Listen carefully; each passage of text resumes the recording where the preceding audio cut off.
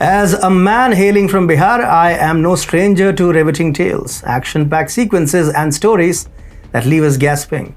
But this time around, our narrative comes not from a Bollywood script or a Bhojpuri script, but from the very heart of our Sushasit administration. A fast-paced, adrenaline-pumping sequence starring none other than our very own Chief Minister, Sushasan Babu, or should I say, Nitish Kumar, as the tag does not fit in just one frame. Namaste, this is Atul Mishra and you have landed on TFIPost, the ultimate destination for an alternative and refreshing perspective on every social and political discourse. Today I am here before you to share the sheer irony that Nitish Kumar, the supposed protector of law and order in Bihar, finds himself incapable of ensuring his own personal safety within his own governance. It is nothing short of pathetic. How long will Bihar endure the tarnishing of its image under your hopeless leadership? Hello Nitish Kumar, have some shame, as it is a matter of absolute shame.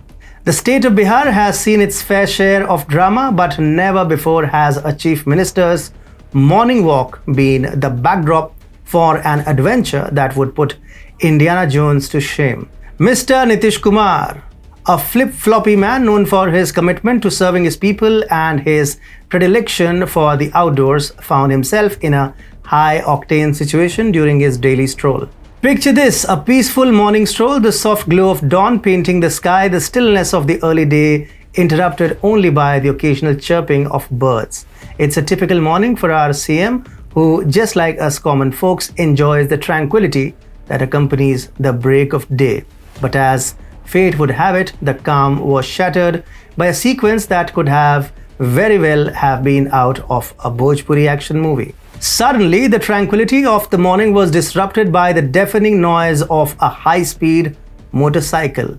Two bikers, with the finesse of professionals pulling off a daring heist in a blockbuster, zoomed past, their audacity rivaling that of the Fast and the Furious franchisee characters.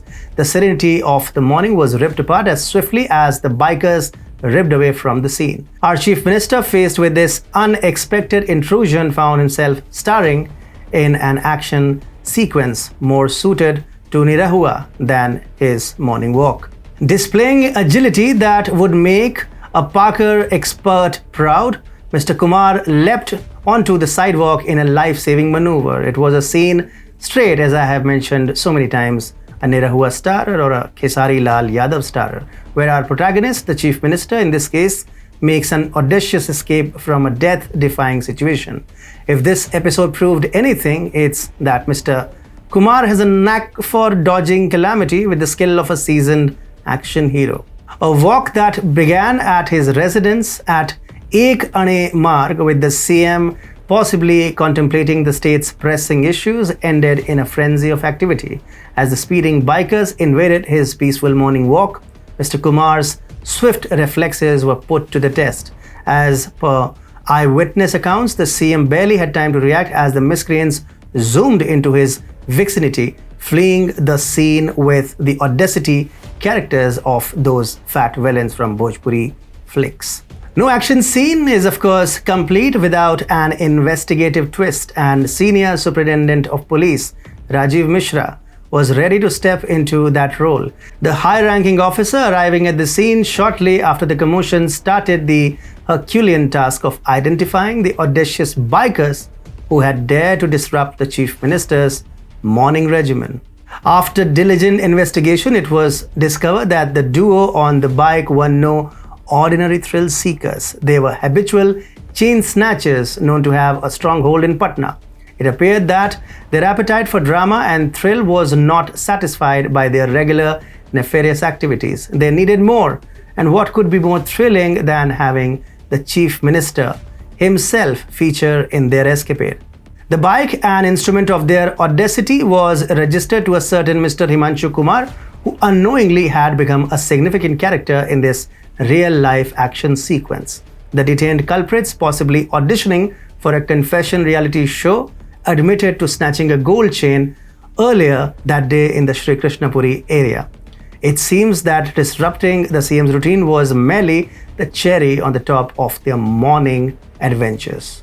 In a twist reminiscent of a plot thickening in a suspense thriller, a third accomplice was revealed during the interrogation. This character still at large has added an intriguing dimension to the story, leaving the police in a race against time. Notably, this wasn't the first time our Chief Minister found himself in the middle of such an adrenaline-filled incident. In a previous episode, straight out of Kung Fu Meets Bhojpuri movie, Mr. Kumar went mano a mano with a young man who, in an instance of a serious security breach, decided to throw a punch at the CM's face. The face-off, however, resulted in the CM emerging unscathed, dodgy, very dodgy, and more determined than ever. Okay. All said and done, it's clear that life in Bihar, especially for our Chief Minister, is anything but dull. The state has seen numerous thrilling episodes, but this one takes the cake. It was a morning walk that will go down in history, a morning walk that could inspire filmmakers across the globe. Quentin Tarantino, get into Bhojpuri already. It was a morning walk that proved that when it comes to living life on the edge, Nitish Kumar's Bihar has no competition. As the dust settles on this thrilling episode, the residents of Bihar, and most notably our Chief Minister, are left with a story that is guaranteed to entertain generations to come.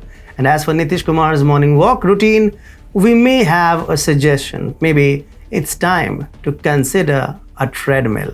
On top of that, this is the same Nitish Kumar who has proudly thumped his chest on the safety and the supreme hospitality of Bihar. Stay tuned, for the adventures of Nitish Kumar are far from over.